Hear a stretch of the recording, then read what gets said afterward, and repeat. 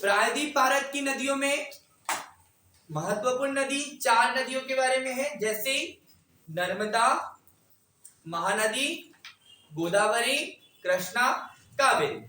अब जैसे मैंने उत्तर भारत की नदियां आपको पढ़ाई थी, ठीक है। उत्तर भारत की नदियां मतलब हिमालय से निकलने वाली नदियां, जो आपको मैंने कौन से तंत्र बताए थे, बताइए। एक सिंधु नदी तंत्र, ठीक है, और गंगा नदी तंत्र, ब्रह्मपुत्र नदी तंत्र, फिर ओके गंगा नदी का उद्गम गंगोत्री ग्लेशियर। तो प्रायद्वीप भारत की नदियां ये, इनमें सबसे पहली नदी हम देखते हैं कौन सी, तो वह है नर्मदा नदी, ठीक है। तो प्रायद्वीपीय भारत की नदियों भी 2 प्रकार की है। प्रायद्वीपीय भारत की नदियां कितने प्रकार की, 2 प्रकार की। एक है पश्चिम वाहिनी और एक है पूर्व वाहिनी। मतलब क्या हुआ बेटा, एक पश्चिम की दिशा में बह रही है और एक पूर्व की दिशा में बह रही है। तो जो पश्चिम की दिशा में बह रही है, अर्थात पश्चिम मतलब यहां पर कोई सागर है जिसका नाम क्या है, अरब सागर, और इसका नाम क्या है, बंगाल की, याद हो गया है, ठीक है। कोई भी पूछ ले बनना चाहिए भैया, है ना। तो ये कौन सी दिशा है, पश्चिम। यहां पर जो खाड़ी है इसका नाम क्या है बेटा, तो है खंभात की खाड़ी। किसकी खाड़ी, खंभात की खाड़ी। और इसका नाम क्या है, कच्छ की खाड़ी। क्या है, कच्छ की खाड़ी। यहीं पर कच्छ का रण है, उसी के नीचे क्या है, कच्छ की खाड़ी, ठीक। तो प्रायद्वीपीय भारत की नदियों में महत्वपूर्ण नदियां जो है वो हम आज देखते हैं कुछ महत्वपूर्ण बिंदु के साथ। जैसे मैंने आपको बताया था कि एक मालवा का पठार है जिससे सर्वाधिक नदियों का उद्गम होता है, ठीक है, मालवा का पठार, ठीक। अब मालवा के पठार के बीचों बीच से एक विंध्य पर्वत श्रेणी गुजरती है, जो आपके सामने गुजरात वाले क्षेत्र का कुछ हिस्सा, तो मध्य प्रदेश कैमूर भांडेर श्रेणी के नाम से, और झारखंड में वो पारसनाथ की पहाड़ी के नाम से जानी जाती है। अब आपको ये भी मैंने बताया था कि ये विंध्य पर्वत यानी कि विंध्याचल पर्वत जो है, ये भारत को उत्तर भारत एवं दक्षिण भारत में बांटता है। मतलब 2 भागों में भारत को बांटता है। कौन, विंध्य पर्वत। कहां से, उत्तर से। उत्तर में किसे, उत्तर में उत्तर भारत, नीचे दक्षिण भारत। ये भी आपको ध्यान रखना है। अब इस विंध्य पर्वत की श्रेणी को हमने 3 भाग में बांटा है। एक का नाम कहा हमने विंध्य, दूसरा भांडेर, और तीसरा अभी मैंने आपको टोंस नदी के बारे में बताया, ठीक। टोंस नदी, केन नदी कहां से निकलती है, कैमूर की पहाड़ी से निकलती, ध्यान रखेंगे। अब तो इसी विंध्य पर्वत का एक भाग दक्षिण की ओर अर्धचंद्राकार में मुड़ गया। किसका भाग बेटा, भांडेर का कह दो या विंध्य पर्वत। और इसी भाग को हम क्या कहते हैं, मैकाल पर्वत। और मैकाल पर्वत पर है अमरकंटक। सर मैकाल पर्वत पर क्या कामेक्स लेगा उस क्षेत्र में, पर्वत पर नहीं, उस क्षेत्र में, जैसे बांधवगढ़, उमरिया, मंडला आसपास पड़ता है, तो वो मैकाल क्षेत्र वाला क्षेत्र में आता है, ठीक। तो मैकाल पर्वत जो है, इस पर्वत पर क्या है, अमरकंटक से प्रमुख 3 नदियों का उद्गम होता है, याद रखना है। हाँ, कौन कौन सी, नर्मदा, सोन और जोहिला। बहुत महत्वपूर्ण है ये, ठीक। तो इस अमरकंटक से कितनी नदी निकल रही है, 3, नर्मदा, सोन, जोहिला। इस मैकाल पर्वत से निकलने के कारण नर्मदा नदी को मैकल सुता कहते हैं। तो आपकी मैकाल पर्वत से एक नदी निकलती है, उस नदी का नाम क्या है, नर्मदा, ठीक। नर्मदा नदी के बारे में बात करें तो नर्मदा नदी भारत की 5वीं बड़ी नदी है। कौन सी बेटा? पांचवी बड़ी नदी। एक प्रश्न आपको यहां से बनेगा। नर्मदा नदी विंध्याचल पर्वत एवं सतपुड़ा पर्वत के मध्य बहती है। ठीक, नर्मदा नदी किस किस के? सतपुड़ा पर्वत और विंध्य पर्वत। यानी कि यहाँ नीचे कौन सा पर्वत होगा बेटा? नीचे होगा सतपुड़ा पर्वत। ये पर्वत का नाम क्या है? सतपुड़ा। और आपको पता है कि सतपुड़ा पर्वत 7 पहाड़ियों से मिलकर बना है। उन 7 पहाड़ियों के नाम बताइए। क्या है नाम? बताओ। देखो, पहला है राजपीपला। याद रखना कि सतपुड़ा पर्वत के पश्चिमी क्षेत्र को राजपीपला, मध्य वाले को महादेव और पूर्वी वाले को मैकल पर्वत के नाम से जानते हैं। ठीक है, तो राजपीपला, बड़वानी, ठीक है, अखरानी, असीरगढ़, ठीक है, ग्वालीगढ़, महादेव और मैका। ठीक है, आप लोग बिल्कुल भी पढ़ाई नहीं कर रहे हो। ठीक, राजपीपला, बड़वानी, अखरानी, असीरगढ़ और ग्वालीगढ़, महादेव और मैका, ये क्या है बेटा? आपकी सतपुड़ा पर्वत की 7 पहाड़ियां हैं। ठीक, याद रखेंगे। ओके, ठीक है। तो इसी पर्वत से कौन सी नदी निकल रही है? तो मैकल पर्वत से एक नदी निकली, नर्मदा, जो भारत की 5वीं बड़ी नदी। विंध्य पर्वत और सतपुड़ा पर्वत के मध्य भ्रंश घाटी है। क्या है? भ्रंश घाटी, रिफ्ट वैली। तो नर्मदा नदी की एक विशेषता कि यहाँ रिफ्ट वैली में यानी कि भ्रंश घाटी में बहती है। बच जाएगा प्रश्न। तो यहाँ भ्रंश घाटी में बहती है और पश्चिम से, पूर्व से कहा जाती है बेटा? पूर्व से पश्चिम दिशा में जाती है। तो पूर्व से पश्चिम दिशा में बहती है, अमरकंटक से निकली है। इसका मुहाना जो है वो क्या है? खंबात की खाड़ी है। ठीक, ओके। अब प्रश्न ये है कि नर्मदा नदी जो है लगभग, इसका क्षेत्र बहुत बड़ा है, 98,000 वर्ग किलोमीटर क्षेत्र में इसका बेसिन है। इसकी कई सहायक नदियां हैं। इसकी जो नर्मदा है, नर्मदा नदी की सहायक नदियां कितनी है? 41 है। कितनी सहायक नदियां हैं? 41, जिसमें दाएं से 19 है और बाएं से 22 है। शक्कर, हिरन, तवा, गंजाल, दूधी, है ना, गग्गर, दूधी के साथ में क्या है? दूधी और हथनी, हथनी गग्गर नहीं है ना, हथनी। तो ये आपको ध्यान रखना है। तो नर्मदा यहाँ पर महत्वपूर्ण है। कितनी सहायक नदी? 41, दाएं से 19, बाएं से, ये आपको ध्यान रखना है। नर्मदा नदी कहाँ बह रही है? विंध्य और सतपुड़ा के मध्य में। कौन सी? भ्रंश घाटी में। किसका निर्माण करती है? तो एस्चुरी का निर्माण करती है। एस्चुरी का निर्माण करती है। इसको हम कहेंगे ज्वार नंद मुख। क्या कहेंगे? ज्वार नंद मुख। बहुत महत्वपूर्ण है ये नदी। ये भारत की 5वीं और मध्य प्रदेश की सबसे बड़ी नदी। तो इसकी लंबाई प्रश्न आएगा, तो इसकी लंबाई आपको याद रखना है। इसकी टोटल लंबाई है 1312 किलोमीटर। कितनी है? और इसकी मध्य प्रदेश में अगर लंबाई आपसे पूछ ले तो आपको याद रखना 1077 किलोमीटर। और ये मध्य प्रदेश की सबसे बड़ी नदी है। ठीक, बन जाएगा आपको। ओके, तो ये हुई आपकी नर्मदा नदी। अब नर्मदा नदी के और भी नाम हैं। जैसे नर्मदा नदी का एक नाम है रेवा, रेवा, मैकलसुता, नमोदास। जो एक तालमी नाम का एक व्यक्ति था जो भूगोलवेत्ता है, उन्होंने नर्मदा नदी को क्या नाम से कहा? नमोदास, है ना। याद रखना कि नर्मदा नदी बेड़ा घाट में धुआंधार जलप्रपात का निर्माण करती है।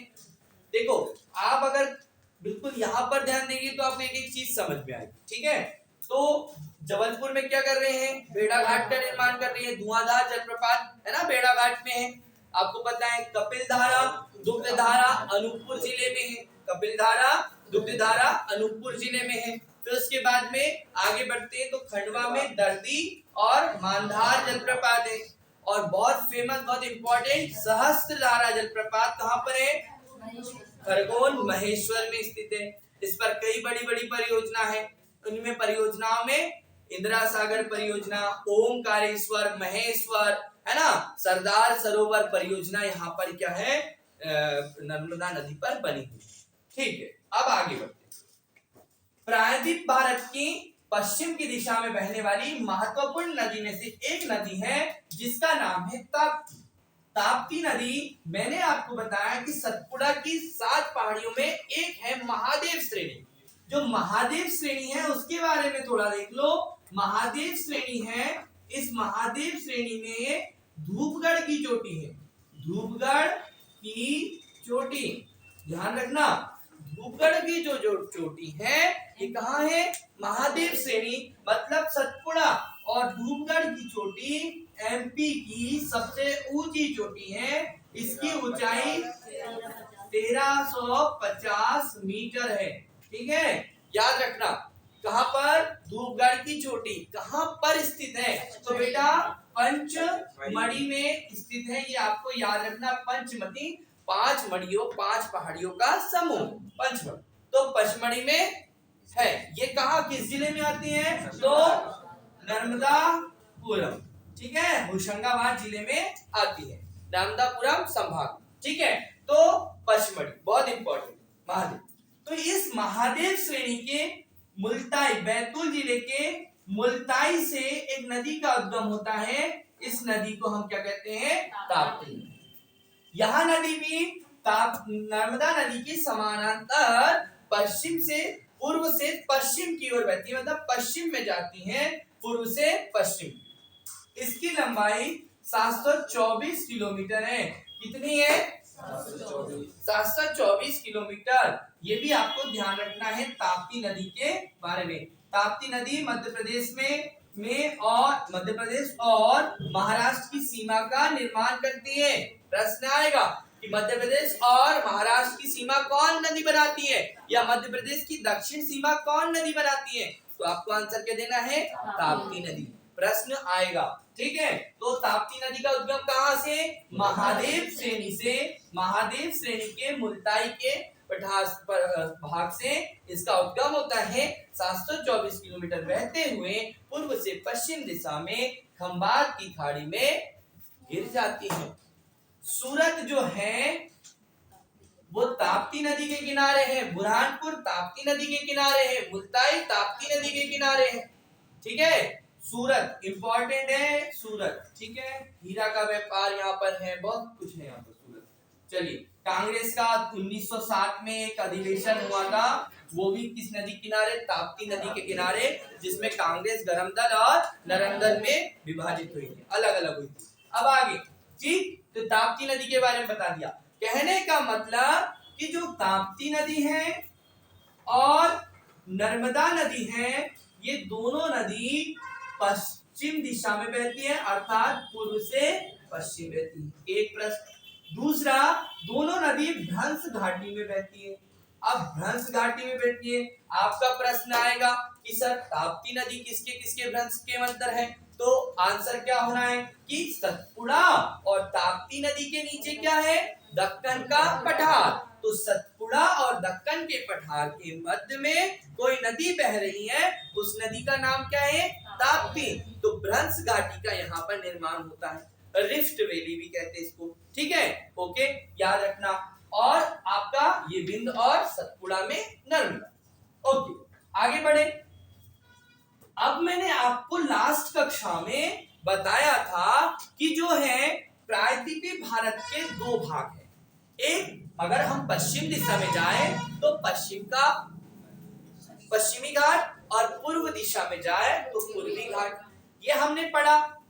ठीक है, तो जब हमने ये पढ़ा तो हमने बताया था आपको कि भैया पश्चिमी घाट कहां से शुरू हो रहा है, तो पश्चिमी घाट शुरू होता है ताप्ती नदी के मुहाने से प्रारंभ होकर दक्षिण में कन्याकुमारी तक के हम कह सकते हैं कि लगभग 1600 किलोमीटर लंबा पश्चिमी घाट, ठीक है ना। ये हमने आपको बताया था। इस पश्चिमी घाट को हम सह्याद्री पर्वत कहते हैं। क्या कहते हैं? सह्याद्री पर्वत। अब ये उत्तरी सह्याद्री, दक्षिण सह्याद्री, जो सह्याद्री पर्वत है उस सह्याद्री पर्वत में एक त्रयंबक पर्वत है, त्रयंबक की पहाड़ी है। किसकी पहाड़ी है? त्रयंबक की पहाड़ी। त्रयंबकेश्वर जो भगवान अपने शिव जी यहाँ पर है ना, भगवान शिव का यहाँ पर ज्योतिर्लिंग है। तो त्रयंबकेश्वर नासिक, ठीक है। तो नासिक के निकट त्रयंबक पर्वत की या त्रयंबक की पहाड़ी से गोदावरी नदी का उद्गम होता है। कौन सी नदी का उद्गम बेटा? गोदावरी नदी का उद्गम होता है और बंगाल की खाड़ी में जाकर गोदावरी नदी मिल जाती है। समझ पाए हैं? तो गोदावरी का नदी का उद्गम कहां से होता है? त्रयंबक की पहाड़ी। ये कितनी है? तो ये आपको याद रखना, इसकी लंबाई 1465 किलोमीटर, ठीक है। इसकी लंबाई कितनी है? 1465 किलोमीटर और ये कहां जाकर गिरती है? बंगाल की खाड़ी में, ठीक। ओके, तो यहां से प्रश्न पूछा जाता है। ओके, अब इसे गोदावरी नदी भारत की दूसरी सबसे बड़ी नदी। गोदावरी नदी क्या है? भारत की दूसरी सबसे बड़ी नदी है। ये सबसे महत्वपूर्ण प्रश्न है। और इसे दक्षिण की गंगा कहा जाता है। किसकी गंगा? दक्षिण। देखो, दक्षिण की गंगा और दक्षिण भारत की गंगा अलग अलग है, ठीक है। ये दक्षिण है और दक्षिण भारत नीचे जाएगा, तो दक्षिण भारत की गंगा गोदावरी कावेरी को कहेंगे, ठीक है। और यहाँ पर क्या है? गोदावरी है, ठीक है। अब गोदावरी की हम मध्य प्रदेश से निकलने वाली दो नदियां इसमें मिलती हैं। वो नदियां थोड़ी महत्वपूर्ण है, थोड़ी बहुत प्रश्न पूछा जाता है। गोदावरी नदी में जो आपके मुल्ताई से वर्धा नदी और सिवनी से वेनगंगा नदी, मुल्ताई से कौन सी नदी? वर्धा, और सिवनी से वेनगंगा और यहाँ पर क्या है? वर्धा, ठीक है। ये आपस में मिलती है, क्या कहलाती है बेटा? ये दोनों आपस में मिलकर प्राणहिता कहलाती है। क्या कहलाती है? प्राणहिता। और ये दक्षिण में जाकर गोदावरी से मिल जाती है। तो गोदावरी की इंपॉर्टेंट नदी यहाँ पर कौन सी है बेटा? वेनगंगा और वर्धा की प्राणहिता। फिर और भी है इंद्रावती, यहाँ पर भी ये भी आती है। कहां से आती है? छत्तीसगढ़ से आती है, ठीक है। और ब्रजगंगा है ना, पेनगंगा, इसकी नदी है। किसकी साइड नदी है? गोदावरी। ओके, गोदावरी से प्रश्न जो भी था मैंने आपको बता दिया। नेक्स्ट इंपॉर्टेंट है, उसका नाम है आपके महाबलेश्वर। महाबलेश्वर देखो, कठिन नहीं है सरल। आपका ध्यान यहाँ पर हो और एक एक चीज आप घर जाके पढ़ो तो आपको ये बनेगा, ठीक है ना। चलो, तो महाबलेश्वर, इस महाबलेश्वर से एक नदी का उद्गम होता है। उस नदी का नाम है कृष्णा। क्या है? कृष्णा। इंपॉर्टेंट है, ये भी महाराष्ट्र से होती है। इसका भी उद्गम कहां से होता है? महाराष्ट्र। महाबलेश्वर से एक नदी का उद्गम होता है जिसको हम कहते हैं कृष्णा। अब जो कृष्णा नदी है, इस कृष्णा नदी की लंबाई 1400 किलोमीटर है। क्या है बेटा? 1400 किलोमीटर। अगर आपसे पूछे कि भैया भारत की 5 बड़ी नदी, जैसे हमने कहा था कि नर्मदा नदी भारत की क्या है? 5वीं बड़ी है, तो इससे बड़ी 4 और नदियां भी होगी भाई, लंबाई की दृष्टि से ही देखें तो आपको याद रखना है कि गंगा नदी जो है, ये गंगा नदी 2525 किलोमीटर बहती है, ठीक है। फिर उसके बाद में दूसरी गोदावरी नदी है और ये जो गोदावरी नदी है 1465 किलोमीटर है, ठीक है। फिर क्या आई आपकी? कृष्णा नदी, और कृष्णा नदी जो है वो कितनी है बेटा?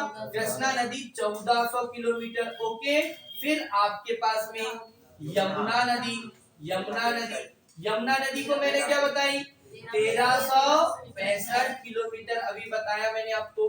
फिर नर्मदा नदी, ठीक है, नर्मदा नदी, और ये आ गई 1312 किलोमीटर। तो इस तरह भारत की प्रमुख 5 बड़ी नदियों के नाम हमने लिख दिया। यहां से प्रश्न आना है, याद रखना है, क्योंकि देखो आपको कोई भी डिजिट गलत याद नहीं करना। 1400 तो 1400 याद रखना। अब अलग अलग किताबों में तो इसकी कहीं ज्यादा भी देते हैं, कहीं कम भी देते हैं, तो वो आपको थोड़ा ध्यान रखना है। ठीक, तो ये इस तरह से कृष्णा नदी जो है वो कौन से नंबर की है? तो तीसरी बड़ी नदी होगी।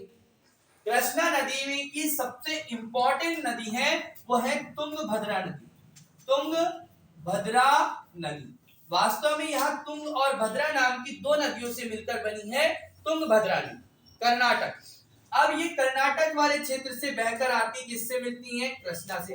भीमा इससे मिलती है, ठीक है, भीमा, कोयना, तुंगभद्रा किसकी सहायक नदी है? कृष्णा की। अब यहाँ पर हम जाते हैं तुंगभद्रा। आपने जहां तक ध्यान दिया होगा 50 रुपए की जो नोट सॉरी 50 रुपए की जो नोट है उस पर हम्पी का चित्र 50 पर है या किस पर है? 50 पर है ना। तो हम्पी नाम की जगह है। हम्पी कहां पर है? कर्नाटक। हम्पी जो है तुंगभद्रा नदी के किनारे। ओके बेटा, जो भी है नोट पर इसके बारे में बताया। तो तुंगभद्रा के किनारे। अब इसके बारे में क्या? तो तुंगभद्रा नदी के किनारे विजयनगर साम्राज्य था। विजयनगर साम्राज्य आप लोगों ने पढ़ा होगा। विजयनगर साम्राज्य की स्थापना हरिहरबुक्का नाम के 2 भाइयों ने की थी। ठीक है, कब की थी? 1336 ईस्वी में। कब की थी? 1336 ईस्वी में हरिहर और बुक्का नाम के 2 भाइयों ने की थी। विजयनगर साम्राज्य कहां पर है? तुंगभद्रा नदी के, ठीक है। अभी आपको याद रखना कि उसके अवशेष अभी यहाँ पर बचे। तो तालीकोटा का एक युद्ध हुआ था। इस तालीकोटा के युद्ध में राक्षसी को भी कहते हैं। तो तालीकोटा के युद्ध में विजयनगर साम्राज्य का पतन हो गया यहाँ से, ठीक है, ये आपको ध्यान रखना है। तो विजयनगर साम्राज्य की स्थापना हरिहरबुक्का ने कृष्णा नदी की सहायक नदी तुंगभद्रा नदी के आसपास की थी, ये आपको ध्यान रखना। ओके, तो कृष्णा नदी में एक बात इंपॉर्टेंट रखना कि नागार्जुन बांध जो है वो कृष्णा नदी पर। कहां पर है? कृष्णा। श्रीशैलम नागार्जुन, यहाँ पर श्रीशैलम नागार्जुन एक अभ्यारण्य भी है। तो यहाँ पर याद रखना कि नागार्जुन बांध कहां पर है? कृष्णा। आगे अब कर्नाटक राज्य है।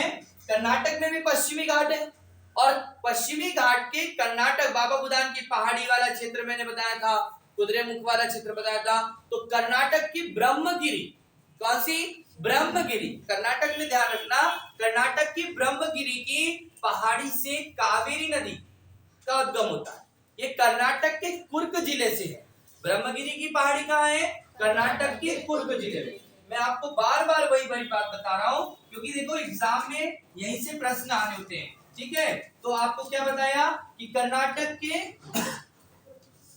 कुर्ग जिले से कावेरी नदी का उद्गम हो रहा है। और कावेरी नदी का उद्गम हो रहा है, इस कावेरी नदी को हम कहते हैं क्या? दक्षिण भारत की गंगा। क्या कहते हैं? दक्षिण भारत की गंगा। ओके, और इसकी लंबाई जो है वो 800 किलोमीटर है। कितनी है बेटा?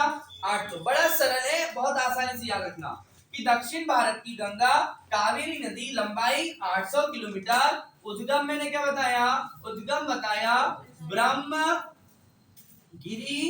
की पहाड़ी कर्नाटक, है ना, ये आपको ध्यान रखना। मुहाना आपको सभी को पता है कि मुहाना जो होगा वो क्या होगा? बंगाल की खाड़ी। ओके, बन जाएगा। अब इसके इंपॉर्टेंट और एक प्रश्न देखो। क्या प्रश्न? कि जब कावेरी नदी बहती है तो अपने बहाव क्षेत्र में ये क्या करती हैं? 3 द्वीप का निर्माण करती हैं। किसका निर्माण कर रही हैं? 3 द्वीप का निर्माण। इस तरह से वो द्वीप का निर्माण करती हैं, ठीक है। इस द्वीप को हम कहेंगे शिव समुद्रम, ठीक। फिर इसका नाम कहेंगे श्रीरंग और इसका नाम श्रीरंगपट्टनम। ये द्वीपों के नाम लिखे बेटा। श्रीरंगम, श्रीरंगपट्टनम और शिव समुद्र। अब आपको ये शिव समुद्रम से एक बात याद रखना है कि भारत में सबसे पहले जल विद्युत का निर्माण, किसका निर्माण? जल विद्युत का निर्माण कहां पर किया गया? ठीक, ये नदी द्वीप है। क्या है ये? नदी द्वीप। कितने? 3 कावेरी नदी के ये नदी द्वीप है। ये आपको ध्यान रखना है, कावेरी नदी के बहाव क्षेत्र में ये बनते। ओके, कावेरी नदी से प्रश्न जितने थे मैंने बता दिया। कावेरी नदी कर्नाटक, केरल और तमिलनाडु राज्य में बहती है। अब कावेरी नदी से जल संबंधित बहुत सारे विवाद भी हो रहे हैं, ठीक है, ये भी आपको याद रखना। कावेरी नदी दक्षिण भारत की गंगा कहला रही है, ठीक है। यहीं पर एक बेगाई नदी है तमिलनाडु के पठारी, मतलब कि जो आपकी पश्चिमी घाट है उसकी ही पहाड़ी क्षेत्र से नीलगिरी के दक्षिण वाले भाग से एक नदी निकलती है, बेगाई नदी। और बेगाई नदी जो है उसके किनारे मदुरई शहर है। मदुरई जो शहर है, इस मदुरई में कौन है भैया? मीनाक्षी टेम्पल है ना, मीनाक्षी मंदिर है। मदुरई में कौन है? मीनाक्षी मंदिर। और मीनाक्षी देवी मतलब लक्ष्मी देवी का मंदिर है, कहां पर? मदुरई। ओके, ये आपको याद रखना, बेगाई नदी।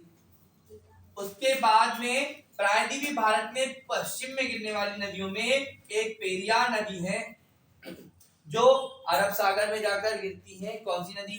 पेरियार। ये केरल में है। केरल में क्या है? पेरियार नदी, ठीक, बन जाएगा। उसके बाद में बेगाई कावेरी के बीच में, कृष्णा कावेरी के बीच में जहां तक कि एक पेन्नार नदी भी है, पेन्नार नदी, ठीक, ओके। मांडवी नदी, ठीक है, पणजी जो है, पणजी किसकी राजधानी है? गोवा। मांडवी नदी यहाँ पर है, ठीक है। उसके बाद में इंपॉर्टेंट ये है कि मैंने एक बंदरगाह बताया था, किसका? गोवा का, मर्मगोवा। तो किस नदी के मुख्यालय मुहाने पर है? तो जुआरी नदी के मुहाने पर के निकट में कौन सा बंदरगाह है? मर्मगोवा। उसके बाद में हमने, अब देखो, मैकाल पर्वत का ही भाग, मतलब कि ये बघेलखंड है। कौन सा है? बघेलखंड का पठार। और बघेलखंड का पठार से एक नदी का उद्गम होता है जिसके सिहावा का पठार भी कहते हैं, जिसे हम कहते हैं महानदी। महानदी छत्तीसगढ़ और उड़ीसा में बहते हुए कहां जाती है? बंगाल की खाड़ी में गिर जाती है। इस महानदी पर हीराकुंड बांध बनाया गया। कौन सा बांध? हीराकुंड बांध बनाया गया। कहां पर? संबलपुर में। संबलपुर कहां पर है? उड़ीसा में। तो हीराकुंड बांध का निर्माण महानदी पर उड़ीसा में क्या किया गया है? संबलपुर जिले में। तो महानदी का उद्गम कहां से हो रहा है? सिहावा के पठार, छत्तीसगढ़, रायपुर के निकट से महानदी का उद्गम होता है और ये कहां जाती है? बंगाल की खाड़ी में गिर जाती हैं और ये छत्तीसगढ़ और उड़ीसा राज्य में बहती हैं। तो प्रायद्वीपीय भारत की जो भी महत्वपूर्ण नदियां हैं वो मैंने आपको यहाँ पर समझाई। इन्हीं में प्रायद्वीपीय भारत में ही विंध्य पर्वत के एक भाग से माही नदी का उद्गम हो रहा है, ठीक है। धार से किसका उद्गम हो रहा है? माही नदी का। और आप सब लोग जानते हैं कि माही नदी जो है ये हमारे भारत से आने वाली कर्क रेखा, ठीक है, कर्क रेखा को ये 2 बार काटती है। इस तरह से याद रखना कि ये कर्क रेखा को कितने बार काटती है? 2 बार आपकी कर्क रेखा को काटती है, ठीक है। तो यहां से आपके एग्जाम में प्रश्न आने हैं, ठीक, कोई दिक्कत नहीं। यहाँ पर अरावली पर्वत श्रृंखला है, मैंने आपको बताया था अरावली पर्वत श्रृंखला के दक्षिणी भाग से एक नदी निकलती जिसका नाम क्या है? लूनी नदी, जो कच्छ के रण में जाकर मिल जाती, ठीक है।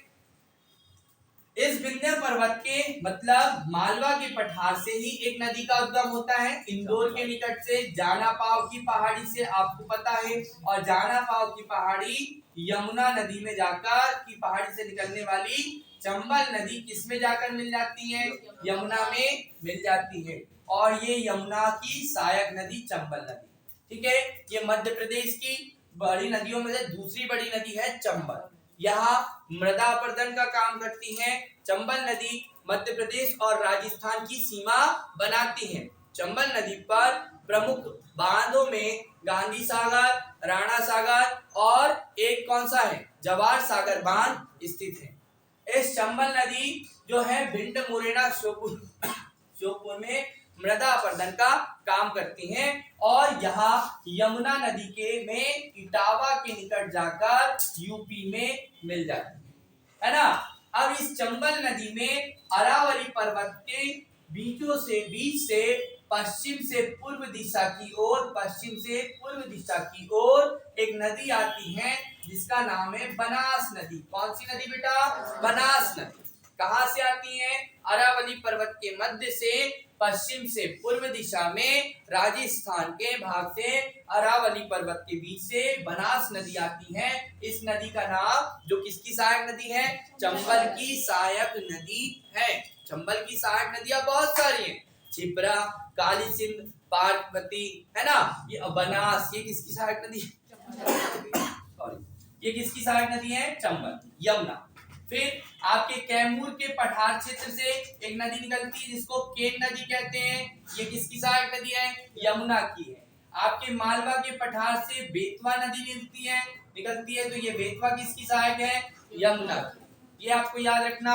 इसी अमरकंटक के पठार से मैंने आपको बताया था, पर्वत से सोन नदी का उद्गम होता है और सोन नदी किस में जाकर मिल रही है? तो गंगा नदी में जाकर सोन नदी यहाँ पर मिल रही है और यमुना नदी किस में मिल रही है? तो गंगा में मिल रही है। कहां पर? इलाहाबाद के निकट। ठीक है, इतनी आपको याद रखना। यहाँ पर एक छोटा सा भाग है, उस छोटा नहीं, वो तो बहुत महत्वपूर्ण है, जिसको हम छोटा कह रहे हैं, छोटा नागपुर का पठार। इस छोटे नागपुर के पठार से दो नदियां निकलती हैं। छोटे नागपुर के पठार से दो नदियों में एक नदी है आपकी हुगली, आपकी एक नदी है दामोदर नदी, और दूसरी आपकी स्वर्ण रेखा नदी। कौन सी नदी? स्वर्ण रेखा नदी। स्वर्ण रेखा नदी जो है ये पश्चिम बंगाल की खाड़ी में गिरती है। किसकी खाड़ी में? पश्चिम बंगाल की खाड़ी में जाकर गिरती हैं। ये आपको ध्यान रखना है, ठीक। पश्चिम बंगाल की खाड़ी में जाकर गिरती हैं। कौन से पठार से निकलती हैं? छोटा नागपुर के पठार से। ओके। और दामोदर नदी जो आपकी गंगा नदी है, दामोदर नदी गंगा नदी की एक धारा दक्षिण में मुड़कर पश्चिम बंगाल में बहती है। पश्चिम बंगाल में जिसको हम क्या कहते हैं? हुगली नदी। और इस हुगली नदी किनारे कलकत्ता शहर है, ठीक है। तो हुगली नदी में जाकर मिलती कौन सी नदी है? दामोदर नदी। तो दामोदर नदी को पश्चिम बंगाल का शोक कहा जाता है, जबकि कोसी नदी को किसका शोक कहा जाता है? कोसी नदी को बिहार का शोक कहा जाता है। हुगली नदी में दामोदर नदी आकर मिल जाती है। दामोदर नदी यहाँ के स्थित छोटा नागपुर के पठार के पहाड़ी क्षेत्र से निकलती है, ठीक है।